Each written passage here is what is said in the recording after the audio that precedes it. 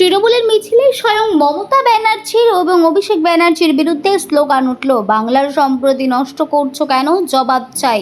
নেটিজেনরা হেসেই খুন। কেউ বলছে একেই বলে নতুন তৃণমূল, আবার কেউ ভাবছে নেতাদের মাথা খারাপ নাকি।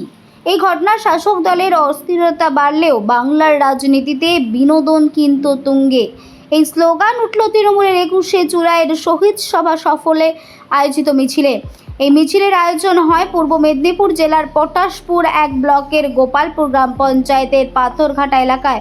গোপালপুর অঞ্চল তৃণমূল কংগ্রেসের উদ্যোগে এই মিছিলের আয়োজন হয়। এই মিছিল উপস্থিত ছিলেন পটাশপুর 1 ব্লক তৃণমূল কংগ্রেসের সভাপতি বিনয় পটনায়ক, পঞ্চায়েত সমিতির সভাপতি নমিতা বেরা, গোপালপুর পঞ্চায়েত এবং অঞ্চল তৃণমূল কংগ্রেসের সভাপতি মোহন মণ্ডল সহ বিশিষ্ট ব্যক্তিত্বরা।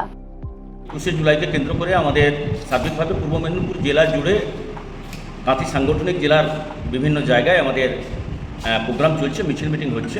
তো একটি ভাইরাল করার চেষ্টা হচ্ছে একটি ঘটনাকে কেন্দ্র করে আমাদের গোপালপুর পটাশপুর 1 নম্বর অঞ্চলে একটি বুথে একটা রাজনৈতিক কর্মী আমাদের নতুনভাবে আমাদের দলে এসেছেন, যিনি কথা বলতে গিয়ে ভুলবশত কিছু কথা বলে ফেলেছেন। তো সেটাকে নিয়ে এত উত্তেজনা তৈরি করার কোনো কারণ নেই, কারণ বিভিন্ন রাজনৈতিক দল থেকে যারা আসছেন স্বাভাবিকভাবে তারা এখনও আমাদের রাজনৈতিক স্লোগান সম্পর্কে অবগত হননি।